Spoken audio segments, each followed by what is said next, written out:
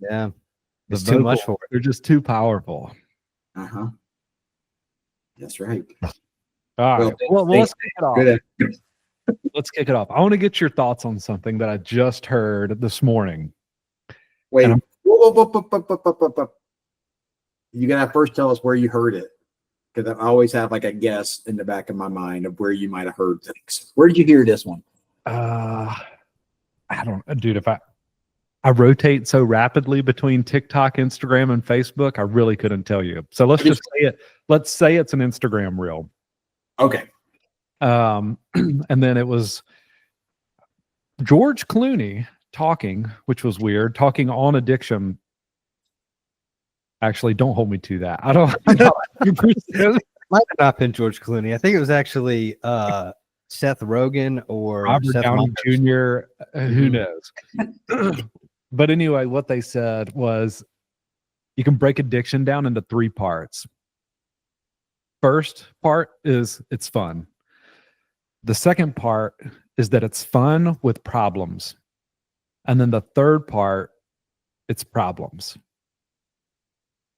And I started thinking through that and how I normally say things to parents when parents say, hey, does my son or daughter, do they have a problem? Or are they just doing teenager things? My go-to used to be, well, is their life unmanageable? Like unmanageability is my key word there. And if you would call their life unmanageable, I would say it's a problem, whether it's with, is their school unmanageable, they're failing out, are their family relationships unmanageable and they're pulling away from everyone in the family? Are there like romantic relationships unmanageable and those are falling apart? So look across their life or their jobs. Is it crumbling? Are things unmanageable? If it's yes, you have a problem. But now I like this version even better, I think, of where are they in the process? Are they having fun and it's not causing any problems? Are they having fun with some problems? Or are they having just problems and it's not even fun anymore? Okay. Yeah. I feel like I might have seen this too, and I don't remember what celebrity it was. But I think I saw that as well. I saw it too. I'm pretty sure it was Carrot Top. Listen, No, no way. I swore it was Carrot. No, that wasn't it, Lucas. I'm gonna look it up. I thought it was Carrot Top. It was either Carrot Top or it was Beetlejuice from the Howard Stern show. Beetlejuice? You don't know him? No, I don't. This is we're not thinking of the same thing. Because I feel like it was an actor. Or David will find it. What I will say while he's looking that up, I love the kind of like overarching simplicity of that, as opposed to like it being super technical or a lot of like psychobabble. It just has in very layman's terms of like, the progression of substance abuse. I do like the simplicity of that. But it's pretty overarching, so you can get into like very different definitions of like what are the problems, because we see that a lot with the parents are like, hey, this is a problem, and the guys or like our client is saying this is not a problem. So it's pretty interesting in that middle stage. Oh boy, there we go. Oh, okay, there we go. That's Beetlejuice. I do know this guy. Yeah, everyone knows him. Dave, is that who it was that said it? No, so I did find who it was. Was not George Clooney. Was it Dennis Quaid? It was Dennis Quaid. Dennis Quaid, that's it. That's who it was. Yes. Kmart, George Clooney.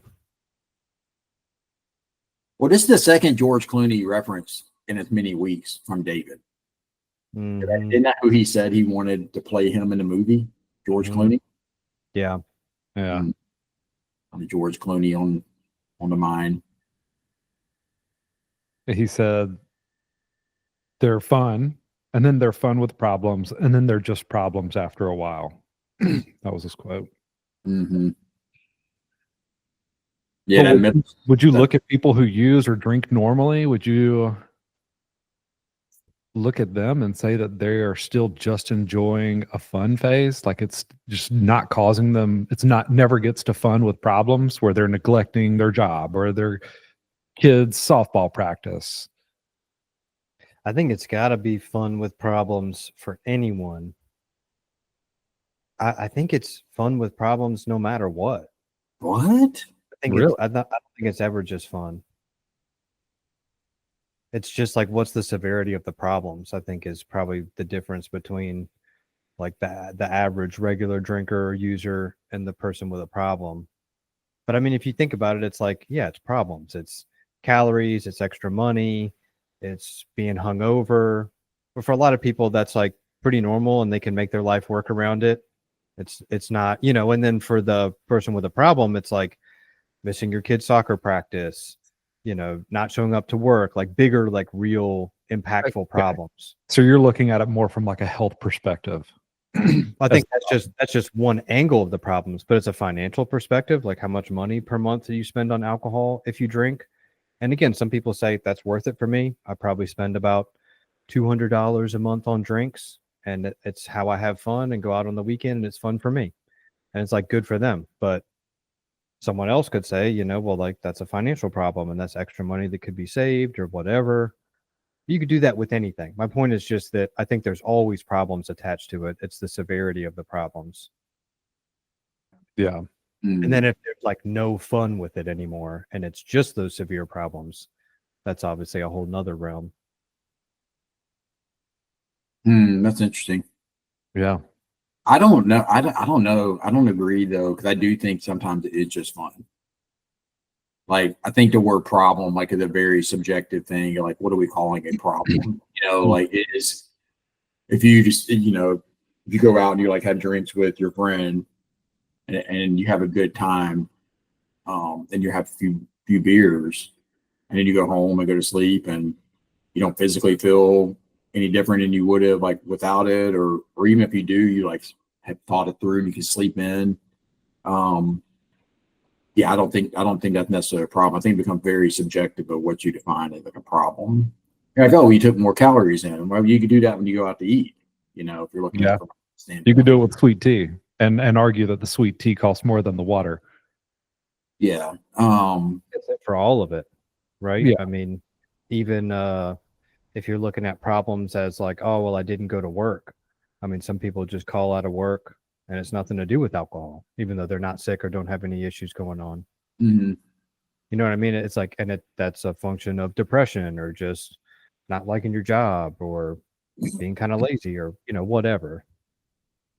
How would y'all define the problems though? Like, Yeah. that example, how would I'm interested how each of us would define problems. Which that's what I kind of like about this. Like it's simplistic, but it also is pretty overarching and like very subjective. I feel like it just kind of, for it to fit, it needs to be for someone who has an issue with drugs or drinking. And that's the arc is at first it's fun, not really any problems. Then it's fun and there are problems, or what I would use a better word to me of consequences. And then the third stage is it's just consequences and the fun part has been lost. Yeah, like to transpose that over someone who doesn't have an issue with it kind of makes it then not fit as well or be as apt. I think of it too, like the benefits, like if we're looking at it like a balance, like the benefits outweigh the consequences until the consequences / problems outweigh the benefits. Because I mean, you can say the same thing, like, oh, I'm just going to go to the pool with my kids. Are there consequences to that? Yes, getting exposed to the sun, might get skin cancer, right? There's a risk that like driving there, we could get in a car accident. There is a chance, like, you know, something terrible could happen in the pool. Somebody doesn't, you know, drowns or something. There are potential consequences, but I also play it out on like the benefits of like my kids playing at the pool and me enjoying time with them. That outweighs the consequences or potential consequences. So it's an activity I deem worth doing, you know? And so it's windows like consequences, like outweigh the benefits of like, I went out with my friend and got hammered and went home and like missed my, you know, work the next day or whatever. And I don't even remember the good time I had with my friend. then I think we're way more like and there are way more consequences to the benefit of it. So I'm gonna think of it as like this like scale going back and forth. A seesaw. That's good. That's Yeah. what do you think, Dave? I look at it the same way, and I almost take problems back to the word unmanageability. Like, are the problems making things unmanageable for you? And now you go out in the sun every single day with no sunscreen and totally exposed. Like, that's unmanageability, and that's going to cause bigger problems of skin cancer one day. But is it a problem just for that one day and you're enjoying the time and the water with your kids? And I don't know. I got another one for y'all. Another celebrity. God, what was it? Before we move on, I wanted to touch on the last part of that and see if Lucas agrees specifically with, and then it turns into just problems. And would you say the end of your addiction, like before you got sober, was it just problems? Or were you still experiencing any type of fun, relief? It was probably in and out. I mean, to say that there was no fun, I don't think would be fair. To say that there weren't it's I feel like it was a mix up and down, and that if it's a scale, if it's a seesaw, I feel like it was always kind of moving. Sometimes it'd be like huge consequences, and then obviously I'm not having as much fun because of the consequences. And then other times I'd get like a 1 or 2 month period where I'm kind of using or drinking, and there's not really any consequences. No one's on my back, no legal trouble. I can kind of use or drink exactly the way I want without anyone giving me grief for it. And yeah, I mean, that was when it would be more like fun. And I'm just kind of enjoying it without like the burdens of the consequences attached to it. Yeah. Yeah. When I tried just about any drug, minus salvia, that shit was awful. Worst thing I ever did in my life was salvia. But outside of that, any other drug that I tried, any drink, I would say the fun was at 100% that first time. And as I like went through life, years stacked on, I'm still using drugs, I'm still drinking. And before I get sober, that 100% was slowly trickling downward, and the problems were picking up to where they were getting to where they were in the 90th, 95th percentile, and fun was down here at 5%. Maybe every once in a while I'd get a glimpse of like some relief or a fun feeling from the drugs, from the experience of the high. But outside of that, it was mostly like depression, anxiety, drug-induced psychosis. I went through that a couple of times. It was mostly like dark, and I needed to find a way out. Yeah, I think it's just different for different people, because I've heard a lot of people's stories that's very similar to yours, David, where it's like maybe a little bit more like linear, especially like towards the end. And it's kind of like staying proportionate of like consequences are going up, fun is going down. But then when you like mix in bouts of sobriety in there, then like, okay, I stayed sober for 4 months, saved up enough money to where when I went back out, I could kind of do it with less consequences. And then do that for a while, and the consequences get worse. Then there's an intervention, and I go get sober again. So like sometimes I feel like it's more up and down over a however long you're kind of coming in and out of recovery and then back into addiction. Because whenever I would start back, I would kind of reset to a degree. I know people say like, oh, you pick up right where you left off. But I found that like I'd go back, and the first night I would really just drink 1 or 2 beers. And it would go so well that the next night I drink 1 or 2 beers. And then the next night it's like, well, maybe I could smoke a little pot too. And so it would escalate faster, I feel like, every time. But I could kind of start back at like a bottom where it was like somewhat fun, whatever. I don't know. Or not a bottom, but maybe just a slower pace, like where you're not coming out of the gate like a horse at Keeneland. You're starting out with just a beer or two, and it's a slow progression. It could take you 4 or 5 months to get back to a place where you see it as a major problem again. Yeah. It was normally like 90 days. If I got sober, I was like stopped from using or drinking and forced to get sober. Normally within 90 days, of like going back to using or drinking, it would get back to like a really rough spot with serious consequences back on my back. And Yeah, I think that's a really important piece to touch on because you hear it so often in the recovery community of like, it's almost like a scared straight thing of like, oh, if you go back out and use, you're going to die. You're going to be right back at it the next day. You're going to go to the wall with everything. And it just doesn't have to happen like that. yeah, Did you find the length of time shortened from like to get to a rough spot? Like, was it always like around 90 days, or like over time you would get there quicker and quicker to the rough spot? no, mine was usually, I mean, it was like freakish how it would almost always be right around 90 days that it would just, Very predictable. yeah, that's by about 90 days is when I'd be back into like some type of heavier use, like Mhm. back to opiates, back to IV use. So then like worse behaviors attached to it of like stealing, lying, manipulating, versus the beginning where it's like I'm just drinking a couple beers. I'm like, I'm doing everything legally. I'm not stealing for it. I'm paying for it myself. I'm kind of more within like the societal norms, and therefore like don't have as many problems or consequences. Mhm. But I just keep pushing, pushing, pushing slowly, and I think like insidiously. And then all of a sudden I'm back with like, you know, a needle in my arm shooting heroin, not knowing like how the hell did it get back here? And it Mhm. was one little baby step at a time over the course of about 90 days. Mhm. I think that repeated pattern is like so important though. When somebody finally like hopefully gets it, like the signs of unmanageability, to like to be able to see, man, I've done this so many times, this cycle so many times, is really important for somebody to finally make that decision to shift.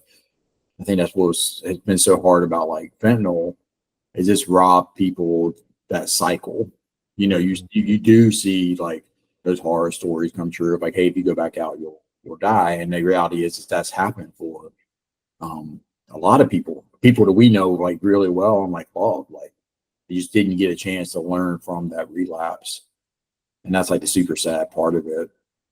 Because like, I mean, for you particular, Lucas, like, I mean, it's like you have to see the facts to believe in something. You know what I mean? And like see the evidence. And so I think you needed, unfortunately, painful as it was, you needed that like 90-day cycle happening several times to find like, okay, I'm convinced, like I'm ready to like get off this. You know? Well, and I still didn't. Mm-hmm.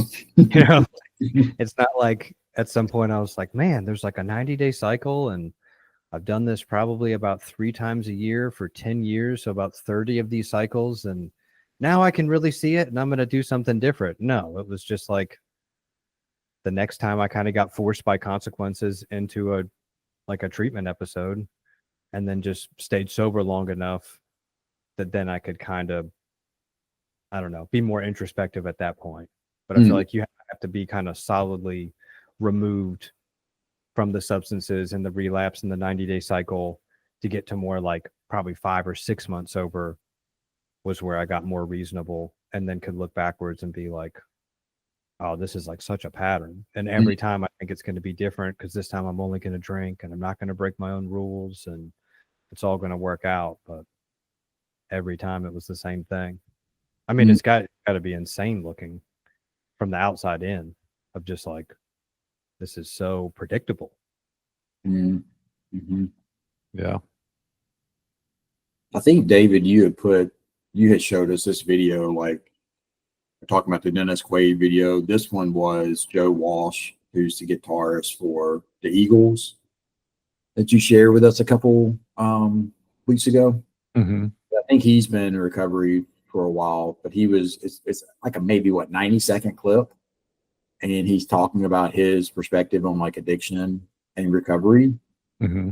Described it as like it starts off and you have problems from alcohol and drugs, like you have a problem.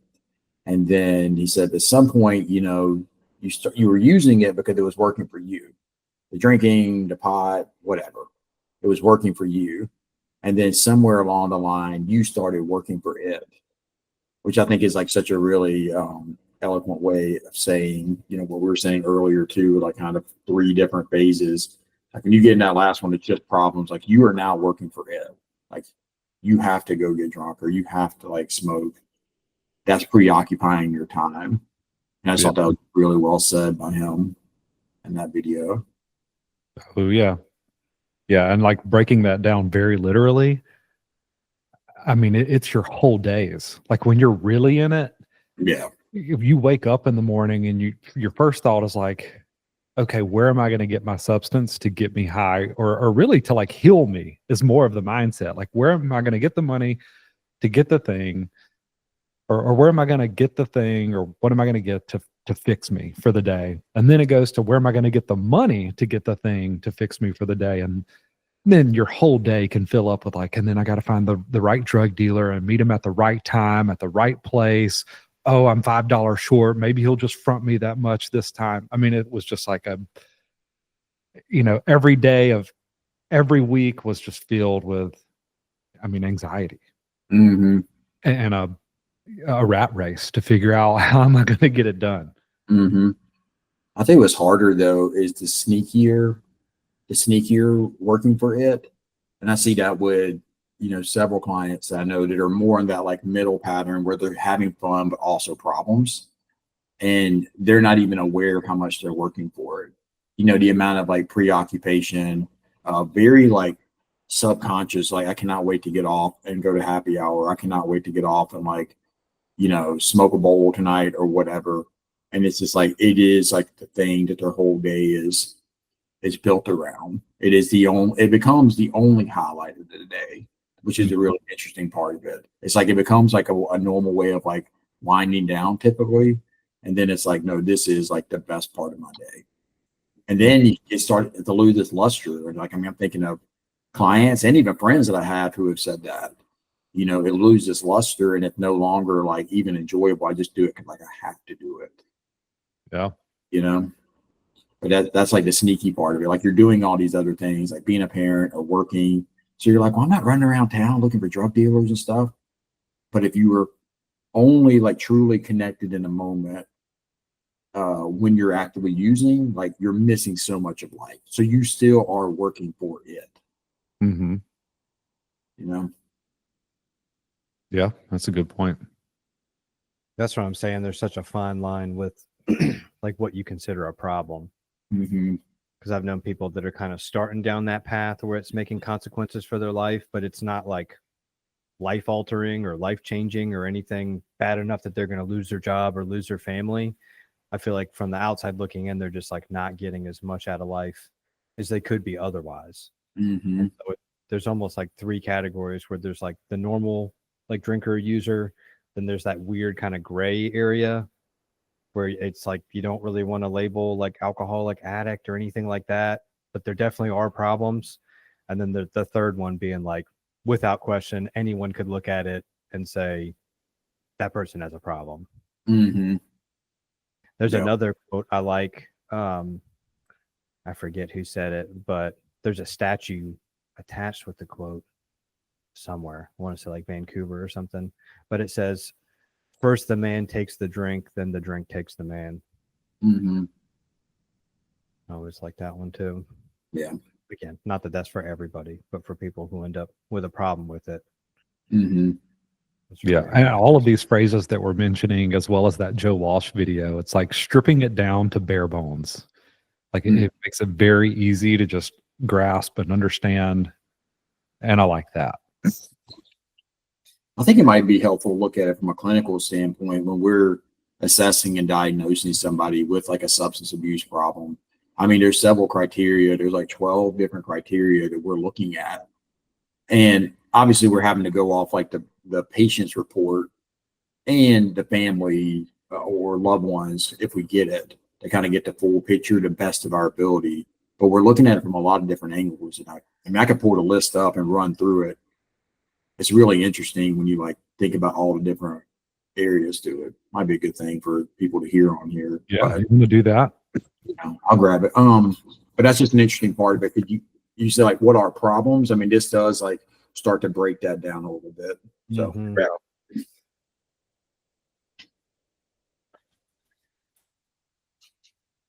The DSM-5. Really riveting stuff. Oh yeah. Reading from the DSM-5. No, I he's think grabbing the packet.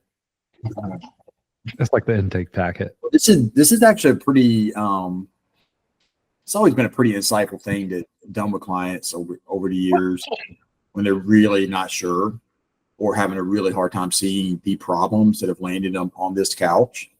And I love it. It's like one of my favorite things that you do. thanks, Lucas. But we just sit down and like break it down. And I've been really surprised like how honest people can be when you actually are just looking at it in black and white. Again, it takes it away from some of this stuff of like, oh, my mom said this, or oh, my girlfriend was just like freaking out about that, whatever. It gets out of some of the drama of it. Mhm. But yeah, I'll run through these. So there's 11 different criteria or symptoms. And so when you get down to the end, based on how many symptoms the person says yes to, then you can categorize it as a substance use issue, mild, moderate, or severe. So, and you're also looking at over the past year. So you're thinking about like the past year of your life.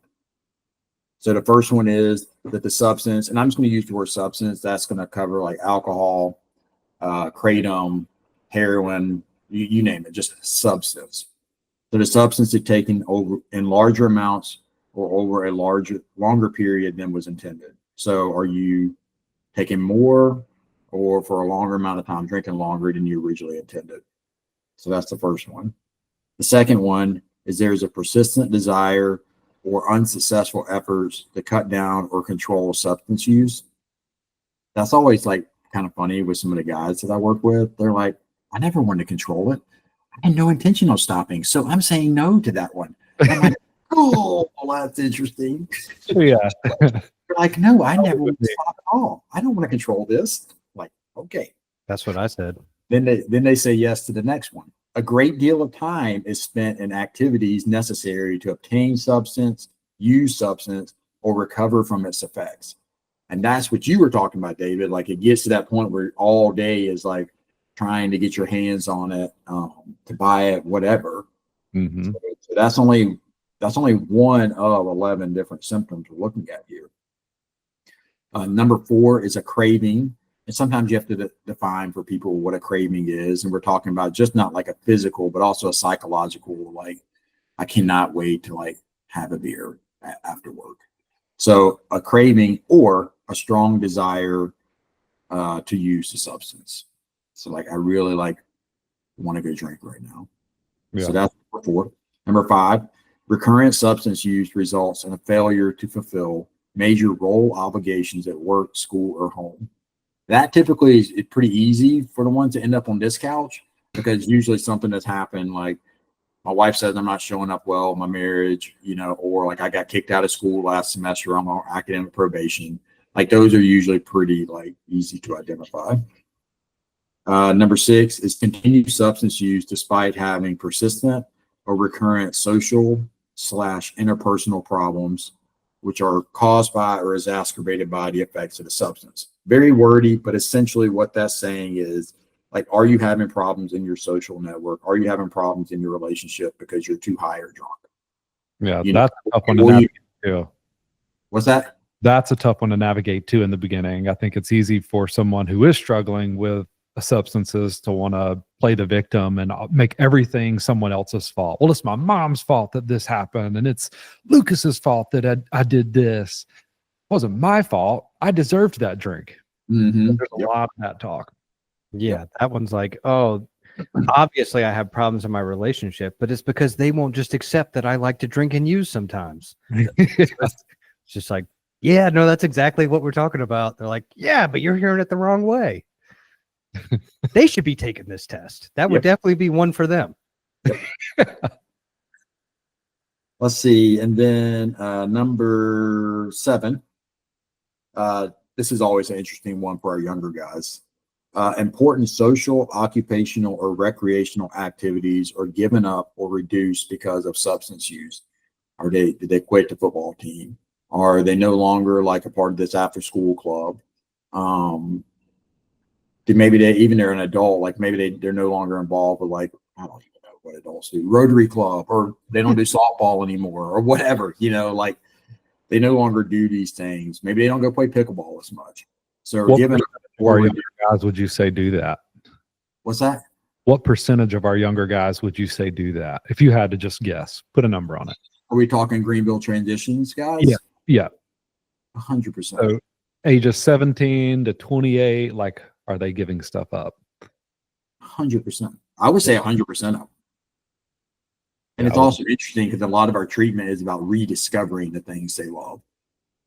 So you may have a guy who like played tennis a lot, and it turns out he really loved pickleball, but he'd never even played because he hasn't played tennis in like 3 years.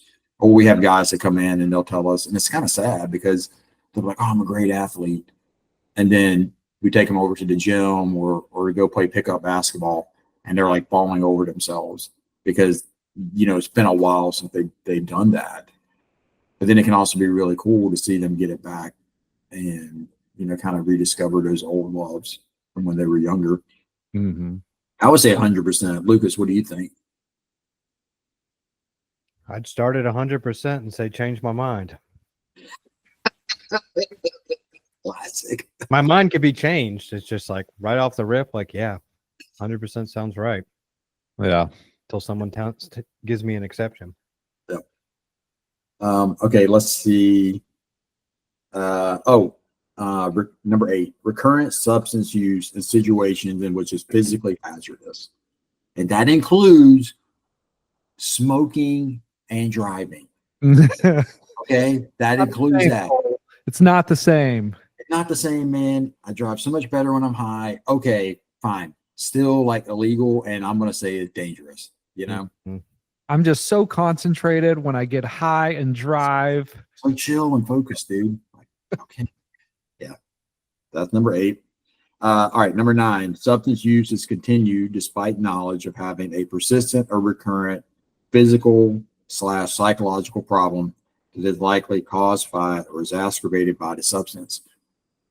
That is actually a fairly interesting one in therapy because a lot of times on this couch, they would rather say that I'm just anxious or I'm just depressed, but I don't have a problem with drugs or alcohol. And so then when we really start diving into it, we're like, all right, maybe it's a chicken or an egg situation. Is the drinking and doing drugs and the problems that come with that helping your anxiety or depression? And like for a while, yes, it was working for you. Kind of like what Joe Walsh said, it was working for you. And then eventually you had to start working for it and you're still very anxious and depressed. So that's always an interesting one too. Yeah. And then number 10 is tolerance. So needing more to achieve intoxication or not getting the same effect from using the normal amount that you would. So you're not getting as drunk off of 4 beers like you used to. And then I want to say a little quick something about that really quick. Yeah. And I didn't realize this until I was meeting with a guy last week who's younger. He's 16 and he's using a lot of the synthetic marijuana. Mm. But I think marijuana has changed drastically from 15 years ago when we were rolling up joints and smoking them. It was like maybe 25% THC back then.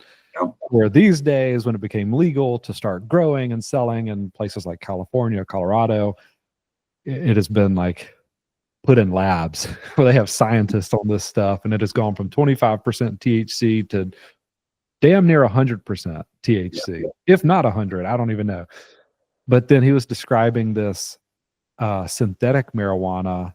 He's like, I don't even want the real weed anymore. Like, I want the synthetic because it gets me higher, and it almost has properties of a painkiller to where I can feel like my fingers and my toes tingling and starting to go numb, and I start to like fade out a little bit. But he also said that how fast that ramped up compared to normal weed, to where he went from like taking one little hit of the synthetic marijuana and getting high to 3 weeks later he would have like a 6,000 puff vape of the synthetic marijuana, and it would last him 2 days. He's going ripping it 6,000 times in 2 days, which just blew my mind. And that wasn't even getting him the same high that he was getting 3 weeks ago from one hit. So, got a dangerous game coming up here in the Well, U.S. That's like, it's like what goes up must come down, but you can't just stay up forever. And so, like hitting something 6,000 times in 2 days, it's like there's no way you're even feeling the effects of it. Like your brain has run out of chemicals to give you the effects you're looking for. You have to like go to bed and then wake up the next day, and then you can get high again. It's like at some point that just doesn't even work. And that's where it's like you're really just working for it. Yeah. Anyway, sorry, I had to go on a tangent there. No, you're good. And then the last one, number 11, is withdrawal. And so that's manifested by like, the basic normal like withdrawal symptoms of that substance. And that's always a good point to like start like educating people on what withdrawal can look like. It's typically the opposite of what the substance is supposed to like do for you. So if beer is supposed to like, and alcohol is supposed to like calm you down and make you more mellow, the withdrawal is going to be more elevated and anxious. If cocaine is supposed to like make you like feel good and like bring you up, the withdrawal is going to like be like pretty down and like tired and worn out. The other part of that is like, or you would take a substance to relieve or avoid withdrawal symptoms. A good example of this, and this Classic. longtime client who had a really funny like joke about this, but we were talking about as his alcoholism got worse, he started having shakes in the morning. And he was getting older, he was in his 50s at this point, and he thought he was developing Parkinson's. And he's like, my hand's just shaking. He's like, so you know what I cured my Parkinson's with? A glass of scotch in the morning. Settled me right down. No problem. I cured my Parkinson. Well, we're laughing about it because we know like it was like due to the effects of coming off alcohol, and he was just shaking in the morning, and he would solve it with drinking more. So that's I know somebody who had the same thing happen and thought, I don't know if they thought they had Parkinson's, but they thought they had some kind of like medical issue. And so they went to see their friend who was a doctor, and he just cut him straight and was like, dude, you're an alcoholic. And then the guy like stopped talking to his friend, the doctor, because he hated that diagnosis so much and was like, oh, he just doesn't get it. And he just wants it to be that I'm an alcoholic. It's just like, man, if it quacks like a duck, Yeah, that's right. So anyway, those are the 11 that we're looking at. We're trying to help somebody like figure out what exactly is going on. And so if you had 2 to 3 of those, so if you said yes to 2 to 3 of those, you would be classified as having a mild substance use disorder. And then if you were 4 to 5, said yes to 4 to 5, it would be moderate. And then the presence of 6 or more of those symptoms, it would be severe. That's always a pretty eye-opening moment when we get to that part of the checklist. this is really like going off the reservation, which I tend to do. But I was doing that list with somebody the other day, and they were complaining about like the nuance of it. So then I made like a gradation of like 1 to 3 for each thing. Of like 1 is like, oh, you kind of relate with it a little bit, like there's a case to be made. 2 is like pretty, more firm case, and then 3 is like, oh yeah, I definitely did that, just to kind of filter out some of that nuance stuff. And the guy still got the answer at the end of it, that he was like adjusted for like a 7 or an 8. I think it might have actually gone up from when he just did it as like a binary, like you either relate to this or you don't relate to it.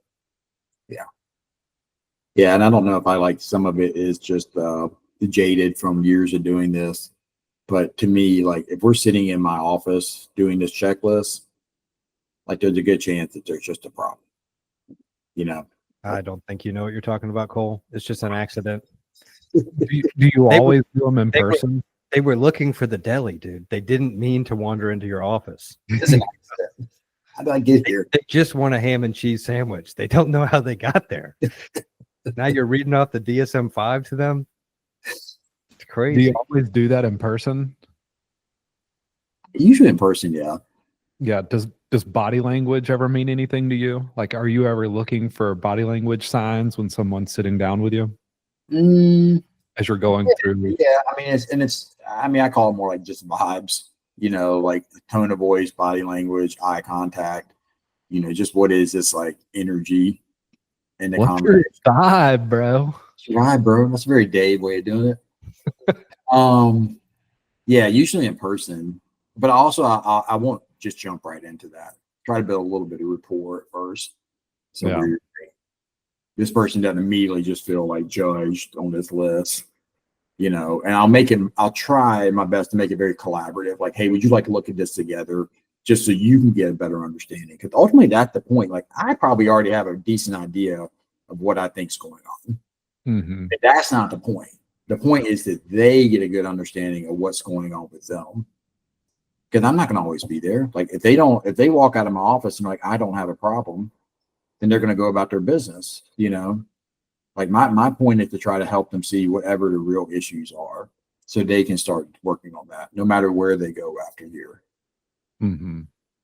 I remember there was a guy that did that test with one of our therapists, and I remember he came down and he looked all like kind of like sunken and sullied, and was like, "Ah, man, what's going on?" He's like, "Dude, I just did this test. It turns out I'm an alcoholic." It's like, yeah, man. You didn't get the hint of like that's why you're here, and like the intensive sober living program specifically for your demographic, paired with like intense clinical treatment. Like we kind of figured, I'm glad we did the test and now. But I mean, it was cool to your point of like that he had accepted that of like, Yes. he had taken the authority of that test to heart. Because I know some people that are like that I've seen take that test and they're like, what does that test know anyways? And who even makes that thing? They don't know my life. They don't know me, and will kind of disqualify it. But some people just completely take it and they're like, man, now the test said it. The test said it. I was 11 for 11. I'm an alcoholic. Yeah. So we have. Hey, So can we pause here real quick? Adam's Bistro just called me. Can we like pause it and then pick it back up, or do you just keep rolling and filter this out? yeah, we can pause it. Started back up. So yeah, so that's the substance use checklist according to the DSM-5. Crazy stuff, right, guys? Well, I want to talk about something with this checklist that's funny to me. A lot of the guys that we work with, a lot of the women that we work with, no matter the age, I would say most of them are forced into getting help. It's like a husband that's saying you need to get help, a wife, a mom and dad, but someone's forcing them in. And most of the time, they would tell you they don't have a problem. Would you agree? Yes. However, Yes. this is what is fascinating to me is when it comes time to do the pre-admission screening and running through the questions of like, how much of a problem is this for you? How much of this substance were you taking on a daily basis? I mean, it seems like especially the younger population just ramps those answers up of like, yeah, I definitely have a problem. Oh yeah, I was drinking like 2 handles a day. Like really getting into the nitty gritty, making it sound really bad. And I've always wondered about that because it's like, just a week ago when we were talking to your mom, this was not a problem. Lucas, I feel like you got a zinger about this. You got to serve up a heater, dude. Let's see what you got. I don't know that I have a zinger or a heater, but I've definitely noticed that trend a lot. And I find that it like goes back and forth between like, well, now that I'm here in sober living and I had to do this, now I kind of want to be like the baddest addict alcoholic here. And there can get into that kind of like one-upping, war storying type stuff of like, oh, you drank 2 handles, I drank 3 handles. And like everything is like amped up and exaggerated. But again, what's fascinating to me, to David's point, well, more than that is like the back and forth. So not just before I don't have a problem, then the pre-admission, oh no, I have like the worst problem ever. But then watching that just go back and forth like a ping pong match for the next 6 months of just like conveniently in this conversation, this is all a mistake. I shouldn't be here. It's all overblown. and then overhear them talking in the van with someone else, and it's like, dude, who did I not sell weed to? I sold weed to Barack Obama, and you're just like, man, you did not sell weed to Barack Obama. But I mean, it's just like these like crazy tales that you're like, I thought you were just telling me yesterday that you don't have a problem. It's like, oh no, I mean, I don't. And I'm just saying, actually, oh no, I knew a guy who sold pot to Barack Obama, to where it's just like this kind of crazy back and forth for like whatever fits in the moment. Yeah. Well, and what that is, in my eyes, so I'm going back to my own experience here, is anytime I would try to go back to like, well, it's not a problem, that's when I was starting to experience discomfort in treatment. And I wanted what I knew as my fix. What I knew brought David comfort in my earlier days of sobriety was going back to drugs and alcohol. And so that's when I would go back to the staff of the treatment center, to my therapist, and say, well, no, I don't really have a problem. It's not that bad. So you should let me out of here and let me get high again. That's what I was really trying to say, but disguising it with I'm not like the rest of these guys. Yeah, I find that the I don't have a problem is always paired with, and that's why I should be able to leave. Or that's why my parents should get me an apartment and let me go do this thing on my own. And then I have the worst problem ever is in moments of more like acceptance of like, well, I'm here, so I might as well be the coolest, baddest guy here. Which again, I can relate to from personal experience too. Yeah. Like telling tall tales in treatment and just wanting to be, that like something that I would be less than if somebody was like more of an addict or alcoholic than me, then this insecurity kicking up. So, all right, I got to make up a story to kind of one up this person or fit in. I guess really that, like just like a fear of fitting in. And that if people did more drugs or alcohol than me, then I won't be able to fit in with them. I think it's definitely it's shining up the armor that you wear. You know what I mean? Like if identifying or drinking and using was how you like felt connected or felt better about yourself, then you're going to shine that up to really be like, hey, look at what a badass I was, like. And I think it's interesting too, the timing of where you're talking about it. Like when you're doing a pre-admission with somebody, you're not really challenging them. You're just bringing it. You're like, hey, show me who you are. Well, I'll show you who I am. Like I would drink like 3 handles, a day. I would smoke like, I don't know, a pound of weed a day. I'll show you who I am. Let me show you like this armor that I wear. And we're doing this all subconsciously. But then the reason why, like I said like, I think people often say they don't have a problem, when you ask that question, because typically in the conversations that I'm having with them or Lucas is having with them, we are saying, hey, here's the solution. And it's hard ass work. It is completely different from anything you've done before. And it's going to require a lot of resiliency, like a lot of courage, and it's going to scare you. And so then they're like, wait, I don't know about that. I don't know if I want that solution. I don't know if I want to like take this armor off. So I think that's why I think you're exactly right, Lucas. Like it's, fear of not fitting in, but it's also just scary in general when you actually have to confront the hard work that a person has to do, Yeah. Yeah. Well, and I think that's another big issue today is that it's hard work and that a lot of people don't want to do that. And I think it's hard to find the fine line of like, where's meeting someone where they're at versus getting them the help that they need. And I see it happen all the time where we can go too far the other direction of like, oh, you don't want treatment. Like, what about just an outpatient program? What if you just went to therapy groups 3 times a week? You don't want to do that either. Like, what if you just met with a therapist 1 day a week? Oh, I know that sounds tough too. Like, what if you just chatted with ChatGPT about recovery once a week for 30 minutes? Like, would that be okay for you? And it almost seems like this, I'm going to put something on blast here, but that like soft new form of parenting that's, your kids throwing a tantrum in Target and you're laying down on the ground with them, talking about their big feelings and what you can do to protect their big feelings. I'm like, no, sometimes life is just hard. Sometimes shit is tough and we've got to figure out a way to work through it.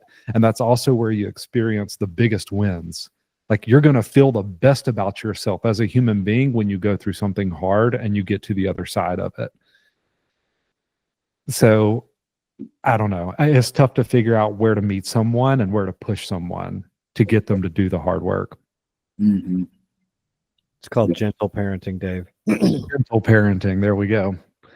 It's Sorry. almost I just gentle. I just latched on to another thing there in your tangent. I feel like we should just start calling these our side quests. Like Lucas's side quest, David's side quest. Lots of side quests, not interested in the main story. Yeah. Don't even know what the main story is. I'm just Oh, roaming. sure. What is the main story? Who knows? I think that's a very, I mean, yeah, I think you have like a good point with that. I don't know. It's interesting because like you want to provide like structure and boundaries with someone and not let them just go off every like whim and fancy they have. But so much of the problem comes from like emotional suppression.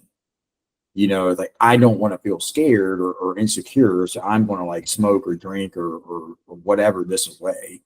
And so getting people like okay with having the big feelings and then still doing the action that's aligned with their values and who they are, like it's a very delicate balance, you know, and it's really easy to like go way too far one way or the other, which is why I think you need like a team of people. I think we always need like a team of people around us helping us.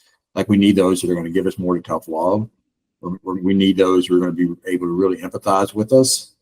Because I think we need both of those, you know, and it's just really hard. I mean, parenting is very brutal because you're kind of trying to provide both of those for a kid.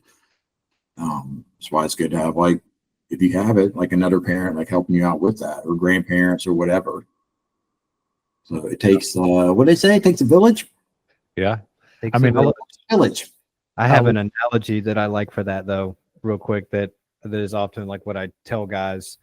And I'll say that like, you know, so like I find you and you've been driving the bus and you drove it into a ditch. It's like crashed, it's mangled, it needs to be pulled out. And you're drunk. Okay. And so I pull you out of the ditch. You know, we get a tow truck, whatever, get it back on the road, get it fixed up. It's ready to roll. You're still drunk though. So like, I'm going to drive the bus for a while. And then for a while, you know, just sit in the back of the bus and just kind of relax and get your feet back under you. And then eventually like come up to the front of the bus and kind of watch me drive. And I'll show you kind of how it's working. And then we'll talk more about like what direction we're headed with the bus. And if you like that, and, you know, if it seems like things are going better. And then eventually I'm going to have to trade out spots with you and like you're going to have to drive the bus, you know, but just like let us drive it for a little bit just to get going in a better direction. Because last time you were driving the bus, it crashed into a ditch and it didn't go so well. And I hate to like use that. Like you don't mean to like kind of talk down to people of like, you know, it's because it's not, you can never drive a bus again. You know, it's just like, hey, for now, like, just let me help you out. And to your point of like, when it comes time to make decisions, you've been taking like the easiest way out at every turn. And so if it's go to a meeting, well, it's going to be uncomfortable. I won't know people there, so I don't want to go. So I don't go. And if it's getting a sponsor or a mentor, I don't really want to do that either. And then, you know, when the tough thing happens of like, I'm having some difficult emotions to deal with, I'd rather go get high or drunk about it. It's really no surprise that the person goes to get high or drunk about it. You know, because like that is the easier way. And so it's building up that resiliency of like doing the tougher thing. And I think when we're working with, you know, specifically like younger guys, but it applies for anyone, it's like, yeah, I know you don't want to go to the gym today, but we're going to go anyways. I know you don't want to go to group, but we're going to go anyways. I know you don't want to talk about this thing that you've been putting off and say, I'm not talking about it, but eventually we got to talk about it, you know? And so you just kind of push them through these hard times. But I find that guys are like, and girls are, they're appreciative of it on the other end of like, oh, I really needed that, you know, but it doesn't always feel good when you're the one pushing them, because you are trying to find that balance of like, let me meet them where they're at, and not just be yeah, I don't know, this person that's like just calling all the shots for their life, because at some point they have to call the shots. Dang, dude. Yeah. Can I add to your analogy? I can't Yeah. help myself. I don't know if you noticed, but therapists, we love a metaphor. We love it. Bus driver. Dude, I like this makes so much sense in my brain. All right. So when we're born, we're all given a car, right? And we'll say that's like our body. We're all given a car. We didn't choose the car. This is the car that we were given. Most of the world is given automatic transmissions. Most of the world has the automatic transmission. And it's so much so that everybody expects everyone to be born with the automatic transmission. But there are some manual transmission people out there, but they don't know it. They don't know it. And maybe you can kind of see signs of it and stuff as they're going along. But when they start driving on their own, they're trying to drive a manual transmission like an automatic. And they are stalling out. They're ending up in the ditch. Their engine is blowing up. It's a whole thing. And they need somebody who's like, knows how to drive a manual transmission, which very often are like very special people, you know, whether it's like therapists, sponsors, friends. Sometimes it's a parent who also has a manual transmission and can come in and say like, hey, this is how we need to do it. Like, we're sorry. Like we thought everybody had an automatic transmission. You just never know. You just don't really know until you know. And so then that's why you have to have somebody sitting there beside you, teaching you or showing you how to do it. And then you learn how to like proceed from there.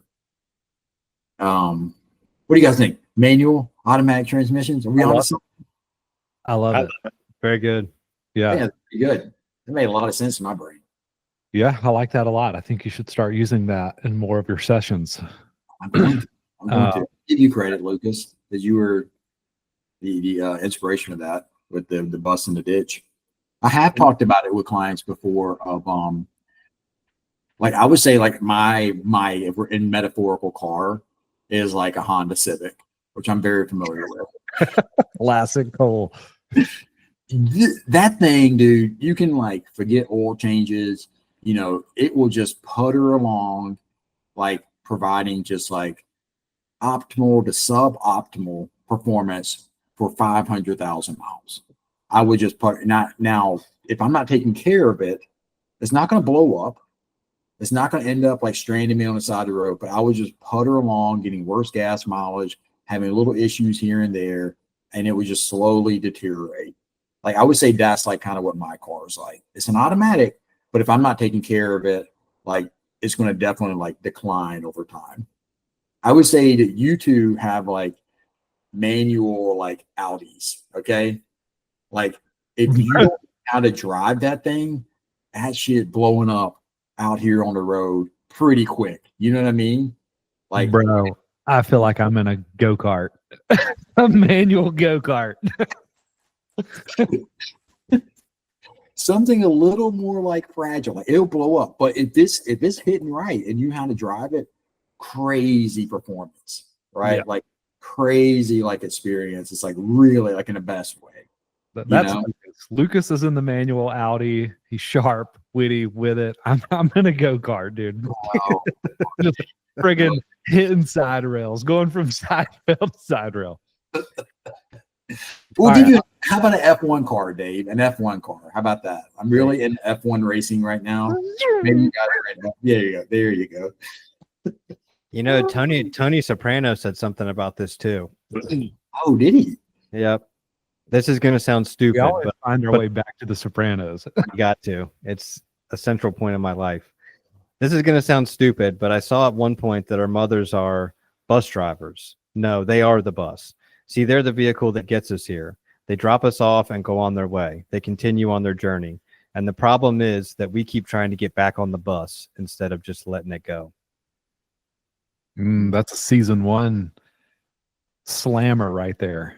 That's a season 6 slammer, David. Pretend you've seen the show before. I thought that was season 1.